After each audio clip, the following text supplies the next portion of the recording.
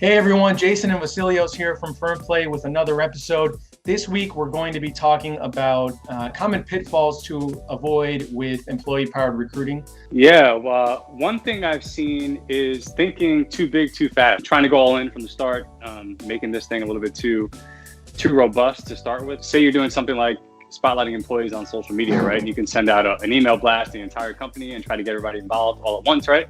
But that's kind of akin to saying, hey, I'm sitting on the couch and now I'm going to do CrossFit 5 days a week, right? I mean, that's just, It's a recipe for failure, right? So trying to do too much too fast can also be a little bit daunting, and it might stop you from even starting at all, right? The solution to that is think about starting small, piloting things, right? Like you would do with anything else. A handful of employees to start, learn what works, iron out the kinks, and then you're kind of off to the races. So that's one that I could think of that I see pretty often. One that I've seen is while rewards and incentives can be really good, I've seen sometimes companies go a little bit too crazy with them and over incentivizing people to participate. And I think you run into a couple issues there when you go too heavy on rewards. One is you sort of undermine the natural incentive that employees have to participate.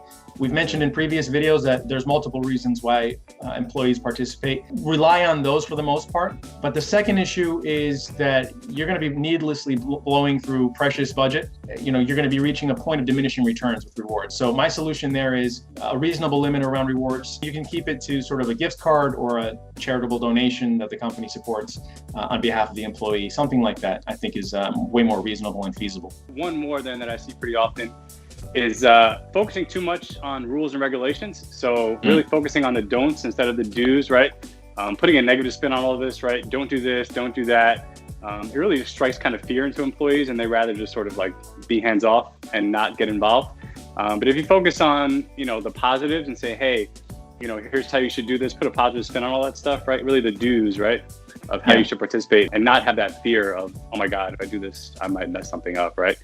It's more about setting them up for success. So for instance, do share a couple times a week, do give us some names of employees who you think would be great to work here, those kinds of things, instead of don't say anything about the company, don't share any pictures of this room over here or something like that. These are sort of low probability events, right? They're rarely, if ever, going to happen.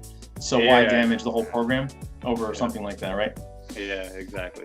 So that's it, guys. Appreciate you guys sticking with us. As always, would love to continue to hear your feedback. Drop the comments underneath this video. And if you'd like to stay on top of these videos and be notified, follow the link in the description, or simply follow Jason on LinkedIn, and you'll be all set. So Jason and Vasilios signing off with another video. Thanks, guys.